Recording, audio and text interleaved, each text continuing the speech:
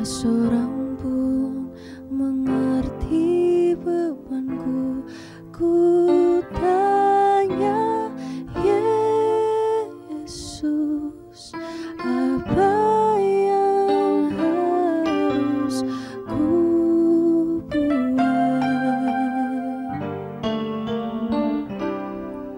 Dia berfirman, mari datanglah. Dia selalu pedulikan aku.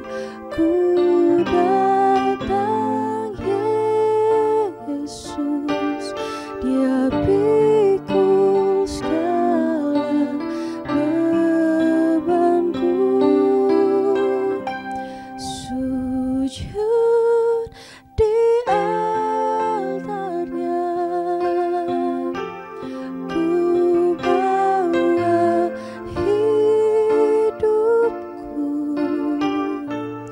Ku terima anugerahnya, Dia ampuniku dan bebaskanku. Dia ubah hidupku, barui hatiku. Sesuatu terjadi saat datang di altarnya. Sujud di altarnya, ku bawa hidupku. Ku terima anugerahnya, Dia ampuniku dan bebaskanku. Dia ubah hidupku, barui hatiku. Sesuatu terjadi saat datang di altarnya. Sesuatu terjadi saat datang di altarnya.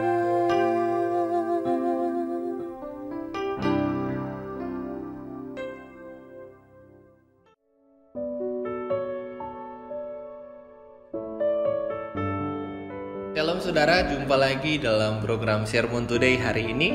Dan hari ini kita akan merenungkan firman Tuhan yang terambil dalam Mazmur pasal yang ke-100 ayat yang ke-5. Berkata demikian, sebab Tuhan itu baik, kasih setianya untuk selama-lamanya, dan kesetiaannya tetap turun-menurun. Hari ini saya ingin share tentang sebuah tema, yaitu standar ganda. Saudara mungkin pernah dengar istilah standar ganda. Apa sih standar ganda itu? Saudara, standar ganda ini adalah sebuah sikap atau perilaku dari seseorang, saya dan saudara tentunya, yang tidak konsisten dalam menilai sesuatu. Jadi kadang seseorang mungkin memiliki standar untuk menilai sesuatu, namun standarnya itu sering berubah-ubah atau tidak konsisten dikarenakan faktor hal-hal itu menguntungkan atau tidak. Biasa kalau hal-hal itu menguntungkan, kita biasa buat standar dan kemudian berkata, oh ini baik, ini bagus.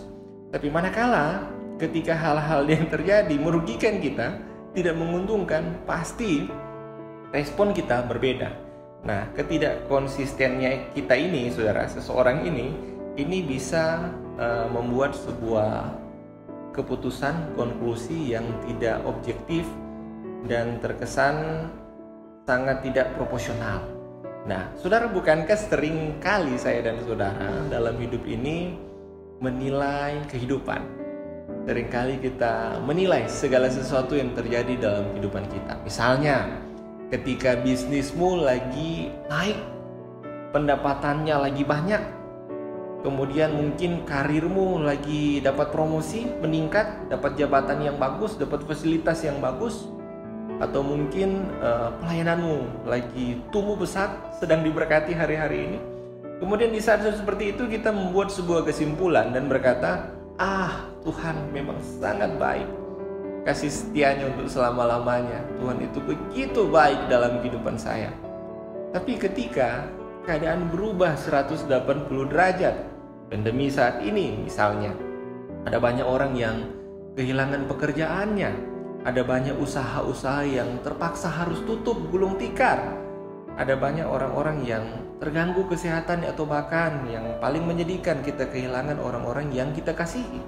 Ketika keadaan tidak begitu baik, mungkin seperti hari-hari ini, kita mulai menilai kehidupan. Tuhan kok berlaku seperti ini? Mana Tuhan yang baik itu? Mana mujizat-mujizatnya? Tuhan kok kenapa berlaku seperti seolah-olah dia tidak setia? Kenapa Tuhan harus mengambil orang yang saya kasih? Kita mulai menilai Tuhan yang tadinya ketika dia memberkati, ketika dia mengangkat bisnis kita, ketika dia menolong karir kita berkata dia baik. Tapi ketika keadaan berubah, kita mempertanyakan kebaikannya.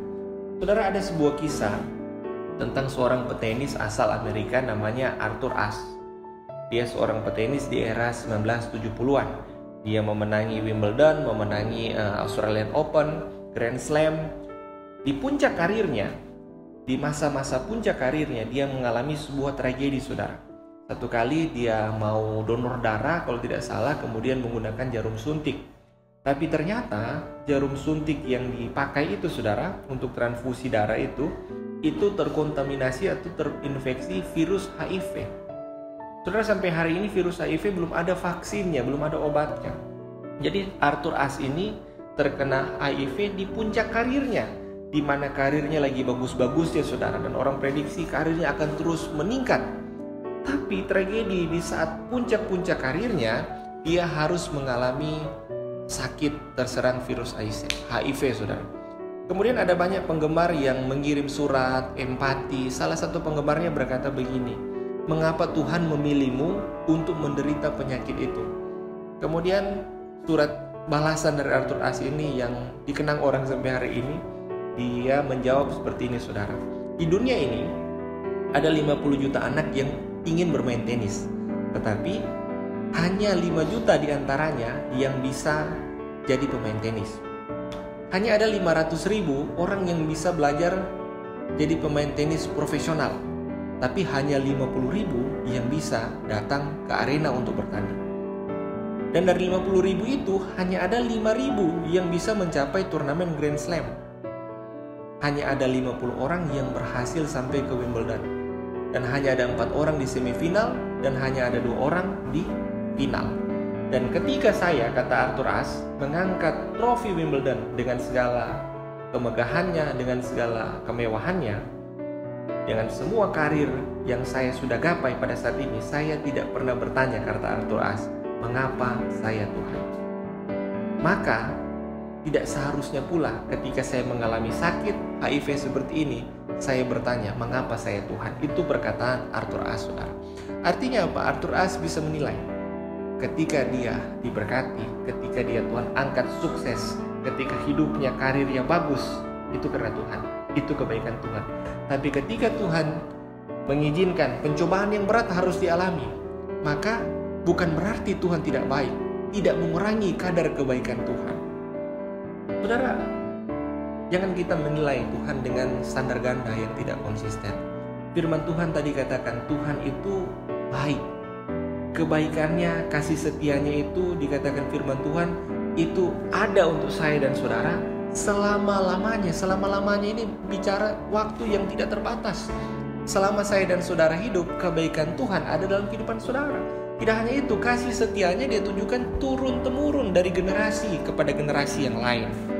Saudara, ketika keadaan tidak begitu baik, bisnismu lagi tidak baik, Tuhan mengizinkan orang yang kau cintai saat ini tidak ada, atau kau lagi alami pergumulan berat hari ini, itu tidak mengurangi kadar kebaikan Tuhan. Justru di saat-saat seperti itu, saya percaya kalau kita bertekun dalam iman, kita akan melihat kebaikan-kebaikan Tuhan.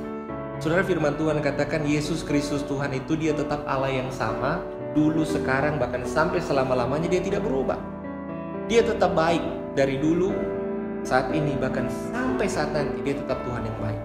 Kalau mungkin kita memandang dia tidak baik, bukan Tuhan yang berubah, tapi cara pandang, sudut pandang kita yang mungkin berubah hari-hari. Mari pandang Tuhan dengan penuh iman, penuh pengharapan bahwa dia selalu menjadi Allah yang baik dalam kehidupan kita. Dan dia tidak pernah merancang hal yang jahat, tapi dia merancangkan hal yang baik untuk memberikan saya dan saudara hari depan yang penuh pengharapan. Amin untuk firman Tuhan. Mari kita berdoa. Tuhan Yesus, terima kasih untuk kasih setiamu yang selalu Tuhan teruskan dalam kehidupan kami, terus menerus, turun-temurun dari generasi ke generasi. Kami hidup hari ini itu semua karena kebaikan Tuhan. Kami bersyukur, kami berterima kasih. Berkati setiap jemaatmu sepanjang hari ini, dalam apa yang mereka kerjakan, mereka lakukan, Tuhan buat berhasil. Di dalam nama Yesus kami berdoa, haleluya, amin.